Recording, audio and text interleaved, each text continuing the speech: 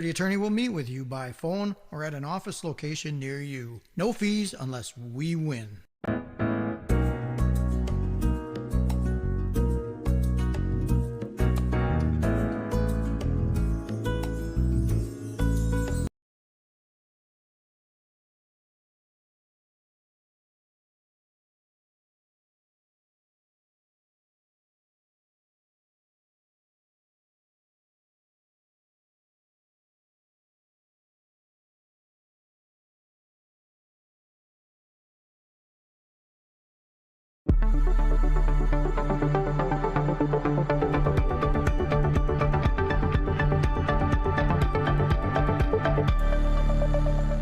Hi there, everybody. Welcome back to Wisconsin Weather Experts.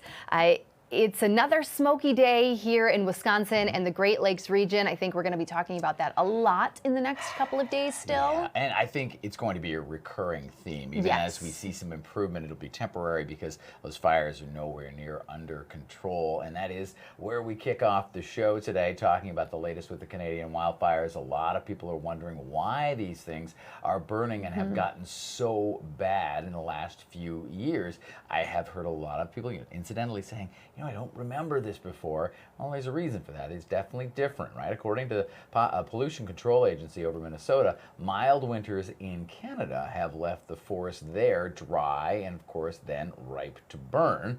Many of the forests are so remote, they're so vast, they are very hard to fight. And this map from NASA here shows the sheer number of fires currently burning, forcing crews to prioritize the more populated areas, meaning that some of them that are more remote aren't really seeing the same focus. The Canadian Interagency Forest Fires Center says that the number of fires is actually slightly below average. So the actual number of them is lower, but the area that is being burned is alarmingly high. If you go onto some of the Canadian websites from that agency and shows the actual square footage, if you will, square acreage of these fires, it's massive. It measures in hundreds of thousands of acres. So it is a huge chunk of territory. The situation likely involves more extreme or fast-spreading fires as well, so the intensity of these fires is higher. Fire control efforts are, of course, ongoing, but many fires remain uncontrolled or only partially held.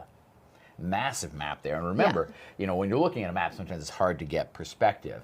Canada by landmass, the physical size of the country of Canada, is the second largest nation by landmass on the planet. So it's stretching basically the width of the lower 48, and then vertically, north to south, it's a significant stretch because the map kind of throws it out of distortion because we flattened a globe.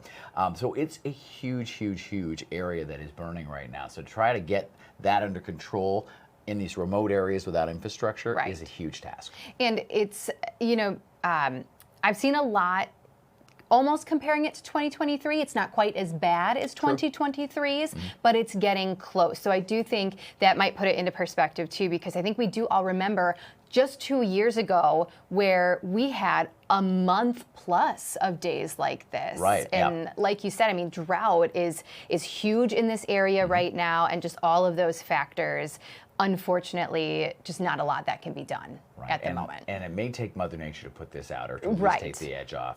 Speaking of Mother Nature, putting on quite the show down in Florida. Yes, check this out, this video out from Florida of lightning. Wild video caught from Florida, and the person behind the video was clearly in the right place at the right time.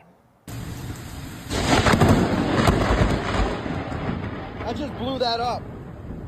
Whatever was over there just blew up. Wow. Yikes. What a video.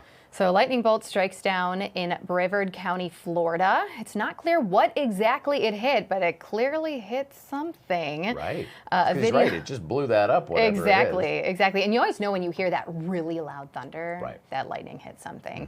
But this video clearly serves as a good reminder. When thunder roars, go indoors, stay inside during any of these types of events. Right. It does look like they are inside, although maybe just kind of a pool covering area, which may not be the safest option there. We'll stay south, not quite as far south as Florida, down to South Carolina. The Fox Weather Forecast Center, of course, has been tracking these incredible downpours and the flash flooding potential down along the southeast coast for a while now. Fox Weather correspondent Bain Fondley, she was there down in Hilton Head Island, South Carolina, and filed this. Well, you know, maybe not the best beach day out here, but at least the rain has stopped for now. We are going to be watching for the potential for more showers and storms moving in later on today, as well as throughout the rest of the week. But looking outside currently, we're just dealing with a nice breeze. The temperatures are so much cooler as that front has moved through. But with this, we also have a rough surf. So if you can see behind me on the lifeguard stand there, that yellow flag is an indication of a moderate risk for rough surf, as well as the potential to see some rip currents. So lifeguards are on high alert for those that are going to be heading into the water. But you know what, even though it's overcast, still a beautiful beach day, and I think a lot of people will say the same. The beach is completely packed. Now this morning, completely different story. Now it was pouring rain. We were dealing with showers and storms all night long and into the very early morning hours. Hilton Head was actually under a flash flood warning very early this morning. It ended up getting canceled early, which is great news, but still had a lot of puddling and a little bit of flooding in the parking lots as well as on the roadways earlier today. Also, our hotel pool was starting to overflow because of how much rain we were getting. We reached about 2 to 4 inches here in Hilton Head in just a short amount of time. Now we still have the chance to see a few more of those storms trying to pop up. But like I said, early this morning, the beach was deserted except for one guy, Rich. Take a listen to what he had to say. It's Hilton Head Island. I gotta celebrate my national championship Buckeyes. I saw it was gonna rain, I still came. The rain is not stopping me. Let's go. Now, Rich was not the only out-of-towner that was not going to let the rain on his beach day. We also spoke to a few young girls who were from Michigan who come here every year, and even with the rain, they're still hoping for the best. It's been so rainy since we got here. We're kind of hoping for like a higher UV today, but it's not really looking very good. Like, we come here every year for like a summer trip, and I feel like it always says it's gonna rain, but it either never actually does or it's storming. We still have the potential to see some flooding and a lot of rain moving in here in South Carolina, but that major flood threat is going to be moving a little bit more south into Georgia as well as Alabama and into parts of Florida as we move into the end of the weekend. But the start of next week, more rain and storms will be possible. And with that tropical moisture working in, when it's going to rain, it is going to pour. So we're going to keep a very close eye on that. I'll send it back to you. All right, thank you very much. And we've seen a lot of downpours here as well, so you can only imagine a little closer to the source of a lot of that tropical moisture. It's only going to open up. A couple of quick notes for the people that were interviewed. Yes. I know you're very proud of your team. Ohio State Buckeye fans are never shy about that. The Ohio State. But please remember that Mother Nature would beat any university team. C, hoping for high UV, with all due respect, protect your skin. Yes. Your 80-year-old self will appreciate you. Yes. All right, I had to get those off my chest, Phew. Steph. So now we can switch. I'll get off my little soapbox and let you do your thing. The regional forecast is interesting. It is interesting, and I figured, might as well start with some of that soaking rain that's still ongoing along the East Coast. We have such a quiet forecast here locally and across much of the United States right now. Most of the rain and thunderstorm potential stays out east today, and then there's a small cluster across the Dakotas and northeastern Montana, but the rest of the country at the moment is very quiet. The bulk of us are dealing with wildfire smoke, the Southwest dealing with heat, which we'll get to in just a bit. But there are a lot of spots still under some type of flooding headline, and pointing out Georgia here, flood watch for a good chunk of the state. Interesting for us here in Wisconsin because the Brewers are playing in Atlanta tonight, right here on Fox 6. Well, Fox 6, not Fox Local, but you get what I mean. We will be watching that weather very closely for game time, of course, which I believe is at 6:15 tonight. Correct me if I'm wrong. I think that's right. I think you're right. You can see the heavy rainfall outlook, too, from the Weather Prediction Center does include all of those spots, Georgia and the Carolinas and even parts of Florida for some of those higher rainfall totals and really tropical heavy rainfall. So just like they've been seeing the last couple of days, it does continue. And you can really see it. Southern Georgia, an active flash flood warning. We've got a few across the Carolinas as well. So this is all continuing to track up towards the north and will continue to be a problem throughout the remainder of the day today. As for the rest of the country, again, most of us across the Great Lakes region and now New England states dealing with the wildfire smoke. There is fire danger out west and then heat headlines towards the southwest, parts of Southern California into southern Arizona, even a chunk of Texas as well as New Mexico. Those are the spots where high temperatures today will likely reach triple digits. You can see El Paso 106, Phoenix potentially 113, and even Denver getting close to cracking triple digits there. As you get closer to the north, that's where you're seeing more normal numbers in the 70s and 80s.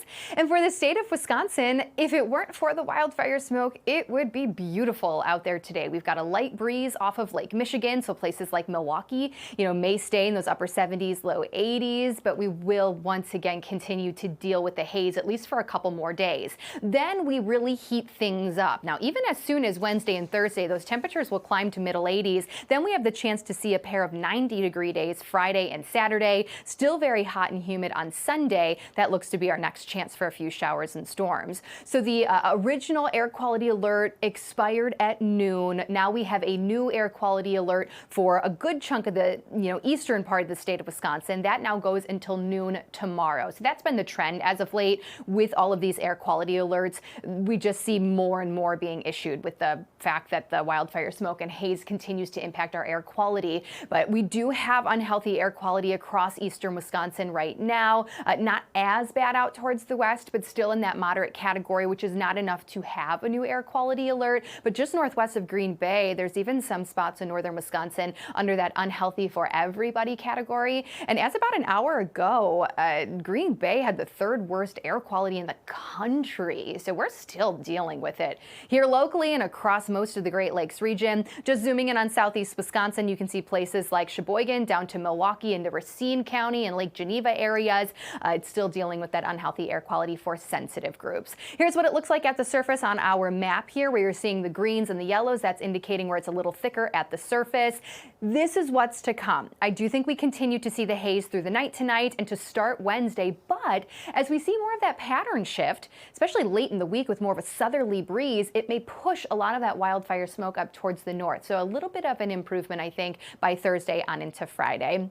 To finish things out for you, we still have that beautiful Wisconsin State Fair going on, don't we? We'll continue to see quiet weather the rest of the week, but temperatures will climb quite a bit, especially Wednesday, Thursday, and into the last weekend of the fair. But at this point, the rain looks pretty limited, at least for the near term. Just be careful if you do suffer from anything lung or heart related because of that air quality and wildfire smoke.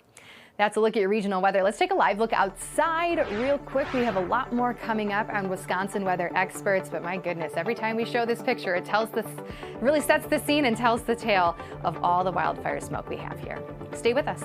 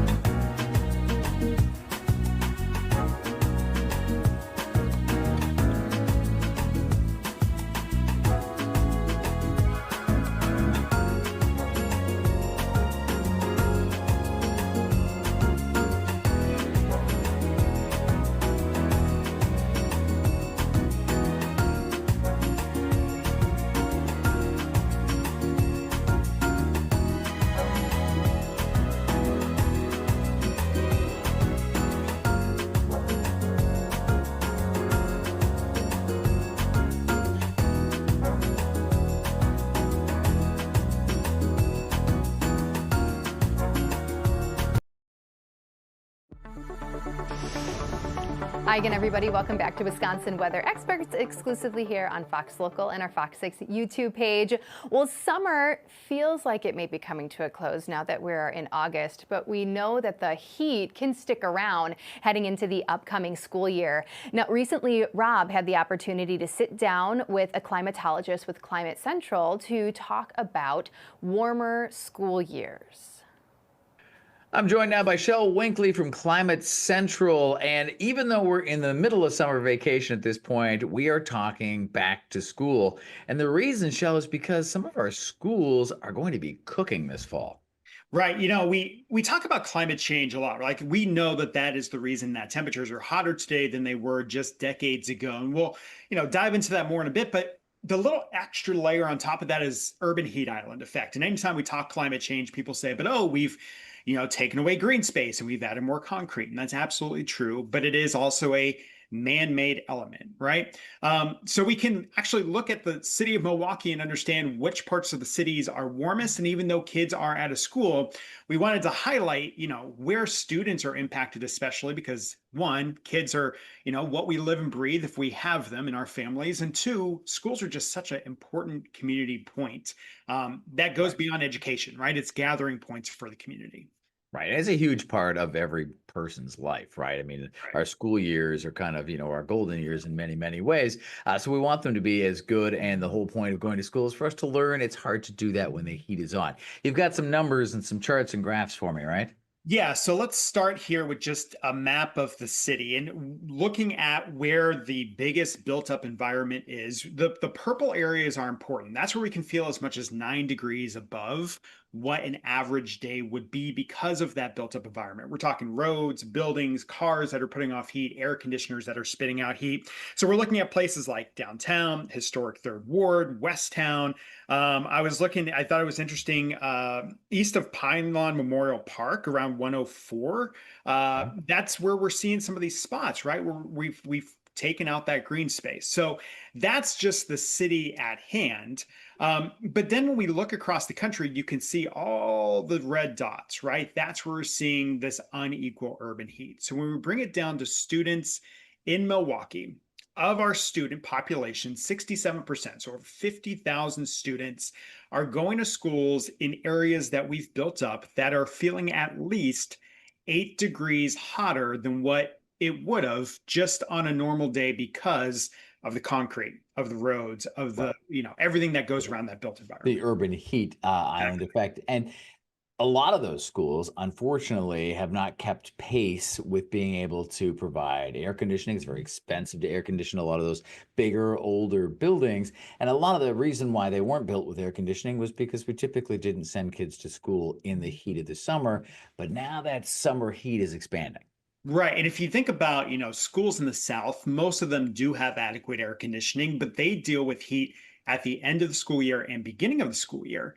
Up here in, Wisconsin, at the beginning of the school years, we see the summer months really start to stretch out. What that can lead to if you don't have adequate cooling is you're having to delay school, you're having to go for early releases, or maybe even flat out cancel school. So we're losing these education days. And we're also losing days that might have been saved for winter weather, right? So now we're going to have to start making up a few days at the end of the school year as well. Yeah, it's interesting to see we've shifted maybe from, snow days to heat days right now. And then if we take a look, obviously, at the city map there, you can just visually make out the spots that are impacted the most. Right. So maybe, pick out your city, right? And we focused on this 8 degrees or hotter area, but that doesn't mean that other schools aren't susceptible. They're feeling temperatures that are at least 6 degrees hotter. So, yeah. And the things that we know generally just about heat, right? Think about how you feel in the heat. When you get hot, you get agitated, you get irritable, you don't want to sit there and do the task at hand. Students already, have a lot that's going on in their lives. When we have this heat involved, it makes that learning process harder and it makes it where they can't absorb the information and enjoy those school days. And the thing that we just know about the way we build our cities, with climate change in general, right? Every neighborhood is not the same. We know that lower income neighborhoods are usually the ones that have these bigger built up environments around them and the more heat around them. So, every student, we talk about at the beginning of school with school supplies, right? Every student deserves to walk in on day one with new school supplies so they can be ready to learn.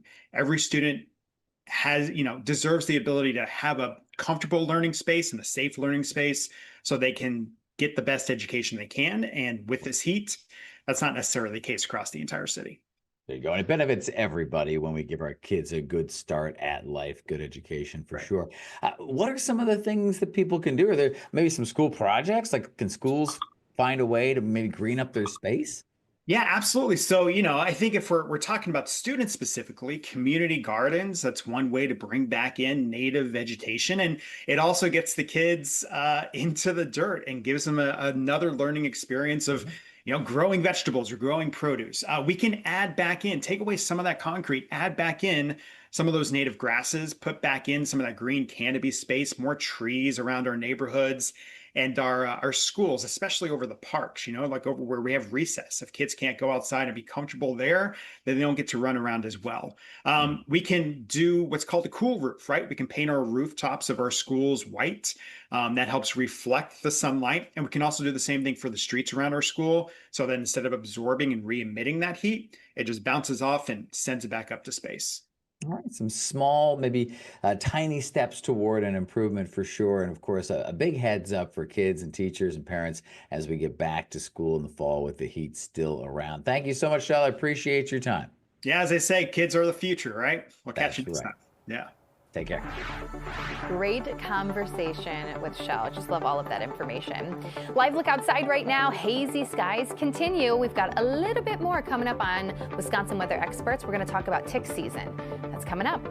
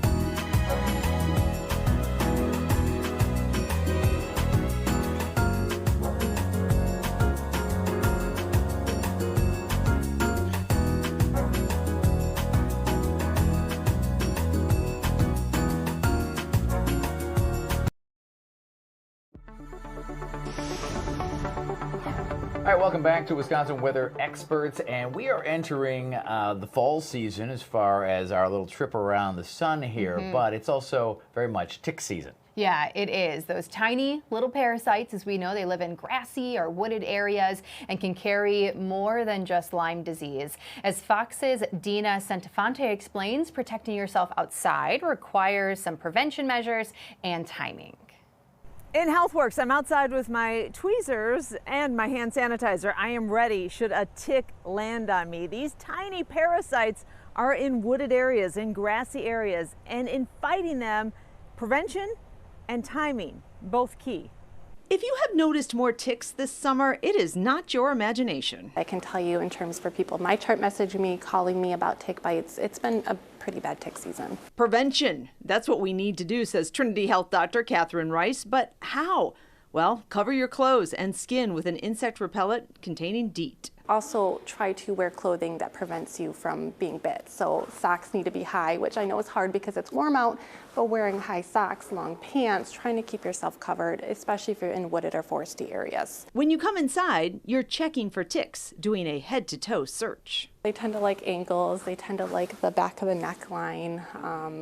So you need to actually check all those hidden spots too, just to make sure. If you discover a tiny tick, you can lift it off your skin with tweezers, but if it's engorged, that means it's been on your body, feeding off your blood for a while. That's a tick you want to actually hang on to. If it's engorged and you remove it, it would be helpful to save it and bring it into the office. That way we can identify it. And there are ways online too of identifying what type of tick it is, because we know certain ticks are much more apt to giving you diseases. When it comes to tick removal, tweezers are key. Here's what you do. Go onto the tick, you're lifting it straight up, pulling the whole thing out of the skin. And then, if you don't have access to soap and water, doing a little hand sanitizer. Good to go. Now remember, after you remove that tick, you are looking for a rash, especially that bullseye rash. That might indicate an infection. Then you want to go to the doctor for possible treatment. That's HealthWorks. I'm Dina Centofanti. Thank you, Dina. Appreciate that. And I think everybody's been there, right? Yes. Unfortunately, everybody's had a tick and had to deal with it. So great tips there and great information. If you have a question about anything from tick season through to tropical storm season, we want to hear it. Please hit the QR code and send us your question, your pick, your request for some coverage. Whatever the case may be, we would love to hear from you. I don't even know what to say right now. Well, that's because no one sent us a question today. If we had a question, if you would click on the QR code, we wouldn't be stumped for words right now. But yes, we do have that up for you. There it is again. Thank you to our producer director. We're asking. You help us make the show. But stick around because, of course, they've extended the air quality alert. Yes, they So there's have. that to deal with yet again today. You'll have more coming up. Fox 6 News at 4. Yes. And we're also looking at, a bit of a difference in the pattern long range. This heat up again, this warm up again. Thursday, Friday, Saturday is going to be quite the cooker. So weather never really stops, and neither do we. Make sure you tune back in throughout the day, and we'll see you again tomorrow for another edition of Wisconsin Weather Experts.